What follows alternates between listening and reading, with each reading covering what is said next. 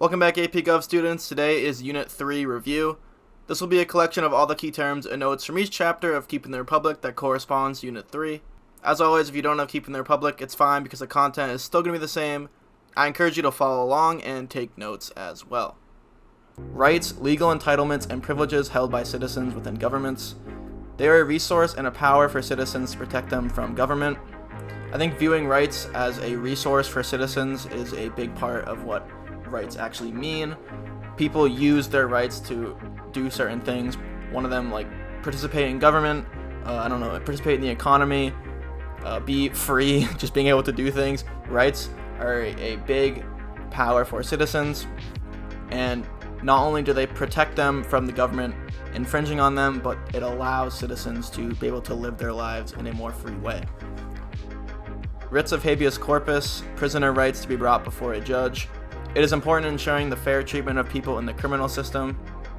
So prisoners aren't just thrown in jail for nothing. They have to be brought in front of a judge and have an actual trial to determine their guilt or innocence.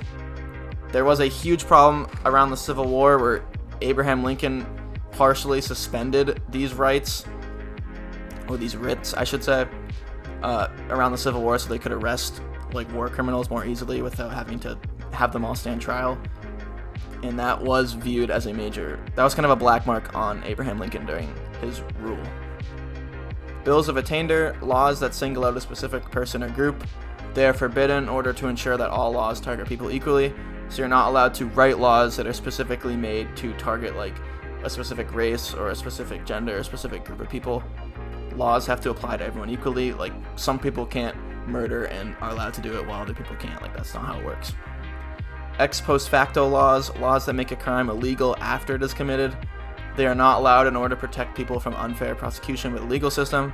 So somebody can't just do something and the government, they won't like it and just make it a crime and then prosecute them. That's not how it works. 14th Amendment, states cannot abridge the rights outlined in the Bill of Rights. It ensured that all levels of government must protect the rights of citizens. It became the basis for Supreme Court incorporation. So the rights outlined in the Bill of Rights, they were technically, when they were written, federal guarantees. The state governments weren't required to always uphold the Bill of Rights, but the 14th Amendment after the Civil War said that all people in all levels of government have to be treated under the principles of the Bill of Rights. However, this wasn't instituted automatically. People had to challenge infringements on their rights through Supreme Court cases, and that's called incorporation. That's a huge part of AP Gov. Incorporation, the process of nationalizing the Bill of Rights through court decisions. Although it is a slow case-by-case process, it ensures that no level or body of government can intrude upon the rights granted by the Bill of Rights. How this works is if someone believes their rights under the Bill of Rights are being violated by a state action, they can take that to the Supreme Court. The Supreme Court will rule, either way, and they'll rule, for example, that the state government was violating somebody's rights under the Fifth Amendment, then the Fifth Amendment is incorporated. Establishment Clause prevents the government from endorsing a specific religion. It provides a clear separation of church and state, preventing the government from conducting religious persecution. So the government is not allowed to establish a certain religion. They can't establish Christian Catholicism as the religion and all the religions are banned. They can't do that. So the government cannot support a specific religion. Free Exercise Clause allows free religious activity. It allows all people to believe in their religion. However, the actions they take on behalf of their religion can be restricted as ruled on by the courts. So people in America can believe what they want. They can subscribe to any religion that they want. However, their actions based on that can be regulated to an extent by the government, and that extent is kind of outlined by court decisions. So, for example, if you murder somebody based on your religion, you're not just allowed to claim free exercise. There are a lot of nuances in how the court looks at free exercise actions in court cases. Compelling state interests, concept of the government having justification to restrict religious actions. It is the baseline test for establishing whether the government can restrict certain religious actions if such actions provide significant harm to a person or society. So the state has to have a real interest in restricting someone's religious activity, and that has to be ruled on by the courts. There are a couple required cases surrounding free exercise and compelling state interest test. clear and present danger test discerns if speech creates immediate consequences. Although now outdated, it was a long-held standard for justifying when free speech can be restricted. Similar to the compelling state interest test for free exercise, the clear and present danger test applies to free speech. The court rules on to what extent free speech is allowed, and the clear and present danger test, which is now changed through further court decisions, but what it said was if speech is creating a clear danger to people or society, then it can be restricted and regulated. Imminent lawless action test discerns if speech creates immediate illegal actions. This is the more applicable free speech test now. It is a heightened standard of justification which only allows speech to be restricted if it causes immediate illegal activity. So this changes the definition a little bit, where more speech is allowed only up to the point where if you say something that inspires immediate illegal activity, meaning you have to inspire someone to commit a crime on the spot with that speech, that can be restricted. Prior restraint, limiting speech before it is published. The courts have a heavy bias against prior restraint, almost always opting to not allow the government to restrict certain speech by law before it can be published. This goes into the free press part of the First Amendment. The government can't define things that cannot be reported by the press before it is published. The government cannot make a list of things that the press cannot report. And the courts almost always side with the press in terms of the government coming out and saying, hey, all this stuff, it can't be reported on. The courts say, no, that cannot happen. You have to let speech be put out into the media before it can be ruled on if it's illegal or not. The Second Amendment, the right to bear arms, it has evolved from once being a provision for having a standing army, it is now a basis for people owning guns. The Second Amendment is a huge part of modern American politics. It always has been. The gun control debate, everything like that.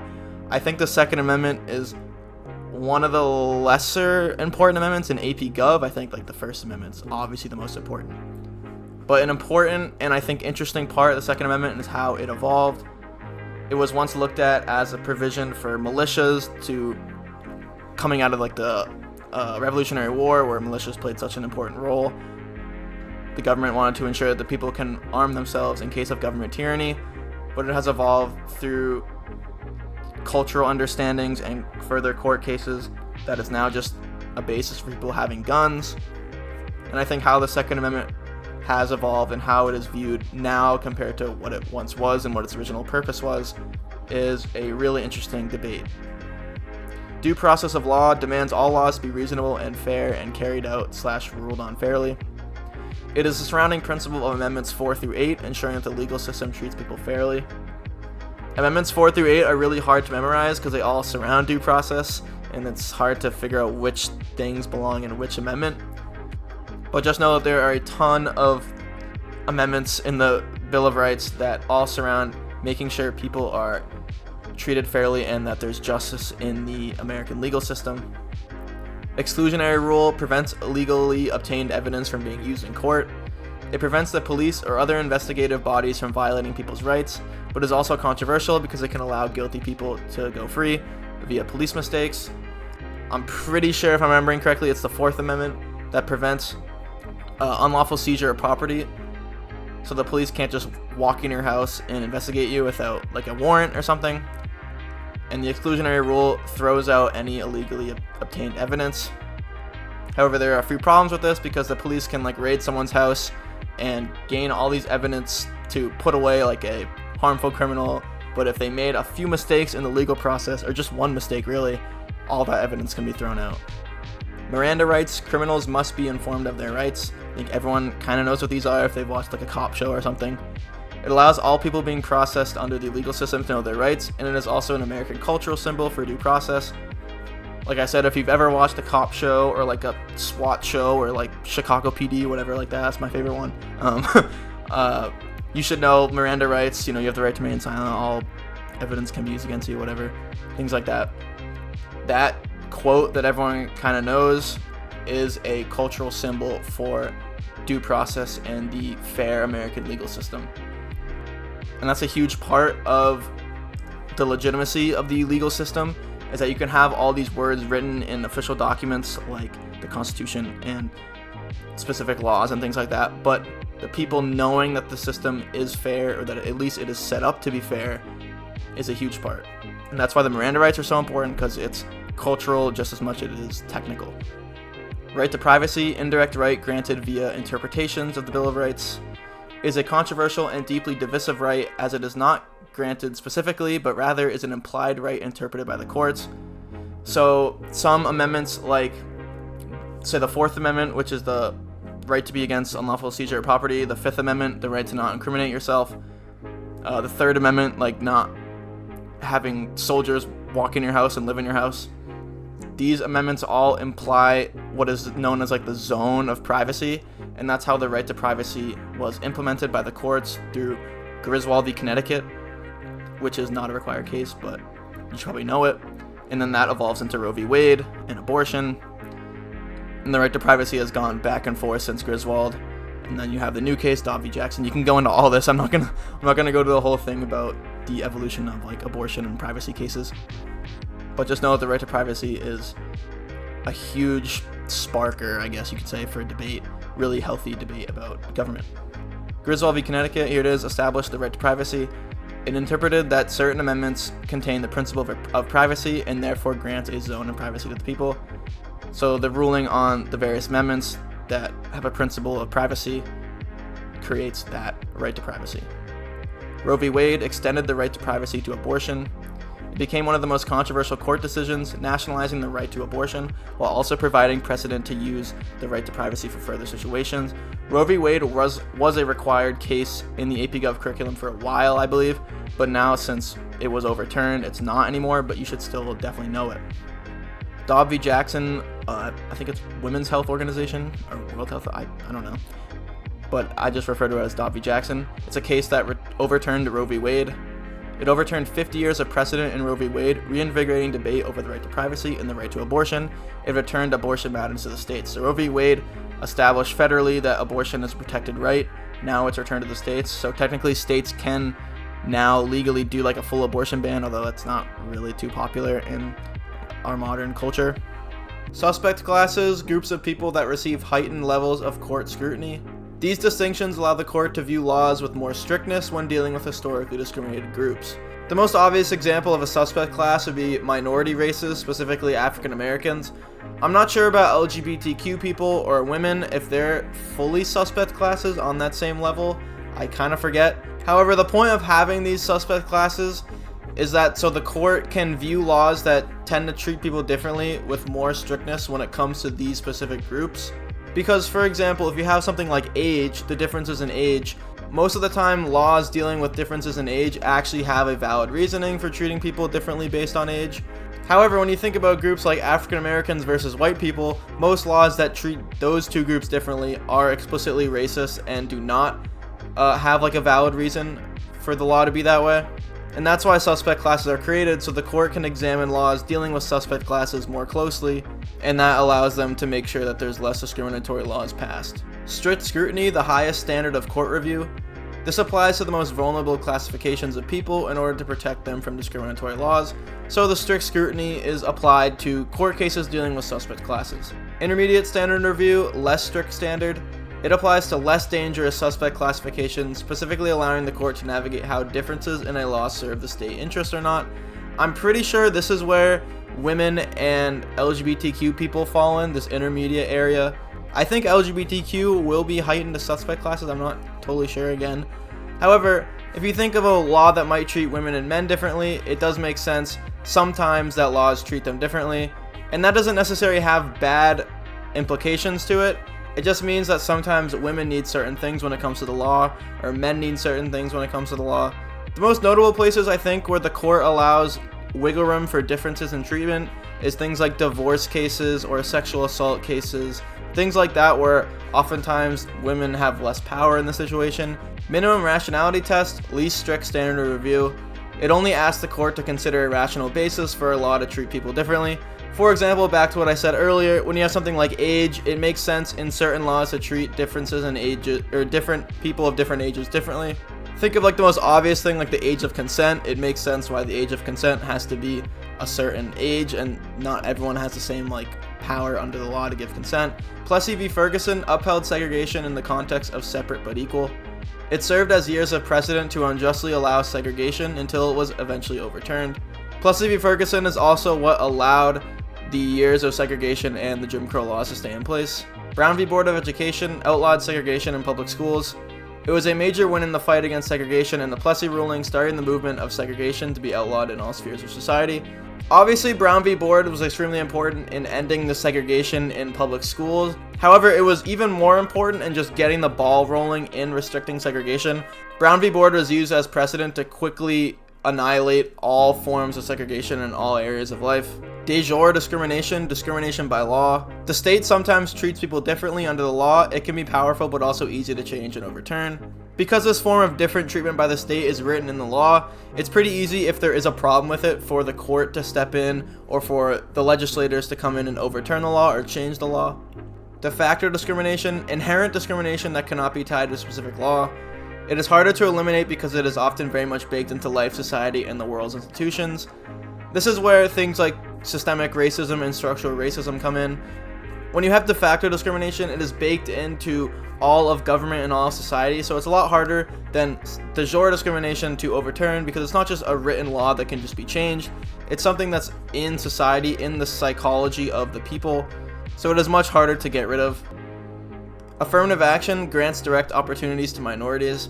It is just in ensuring that discriminated groups are given opportunities, but it is also very controversial because it treats people differently based on race and or sex. So it's kind of like a double-edged sword type thing, where affirmative action is great in making sure that underprivileged groups are given opportunities, and it puts an emphasis on certain institutions to give underprivileged groups and discriminated groups opportunities. However, in order to do that, you have to specifically reach out to certain groups to give them more opportunities than other groups. The debate over affirmative action is most notable and often, raises up through the news through college applications. University of California v. Bakke outlawed affirmative action quotas. Although it still allows for race and sex to be considered in policy, it doesn't allow for direct quotas to be set.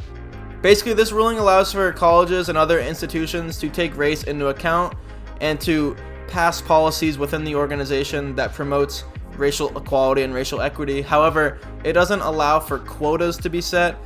The specific example in this case is that the University of California Med School basically set aside a certain number of application spots specifically for minorities, and that wasn't allowed because it explicitly discriminated certain groups and separated certain groups based on race.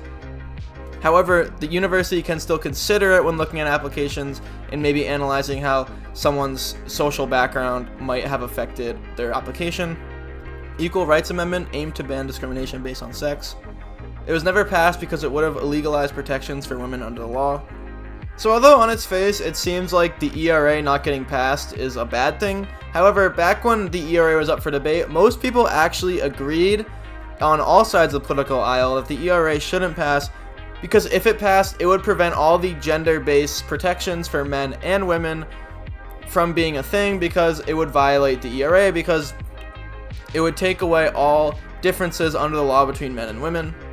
And like I said earlier when I was talking about suspect classes, the reason why gender isn't the highest level of scrutiny when it comes to suspect classes is because there are differences that need to be made to protect men and women in different ways, and if the ERA passed, it would prevent that. Title IX banned funds for schools practicing gender discrimination. It was a major win by disincentivizing schools from practicing gender discrimination. This would basically bar any public school from receiving funding from the states or from the national government if there was gender discrimination found. Title IX gets brought up a lot when it comes to men and women's sports, because sometimes schools would give boys sports a whole lot of funding, it wouldn't give girls sports any funding, and that was a major part of how when Title IX was originally passed. And that's a wrap. Thanks for watching. I'll see you in the next unit, and goodbye. Yo, if you're super cool and awesome, you should follow my Twitter or X if you're that kind of person. It's at Clark4724. I post a lot of random stuff on there, but I also post channel updates and when my next videos are coming out. So if you're gonna keep watching my channel, then I recommend you follow, and thanks.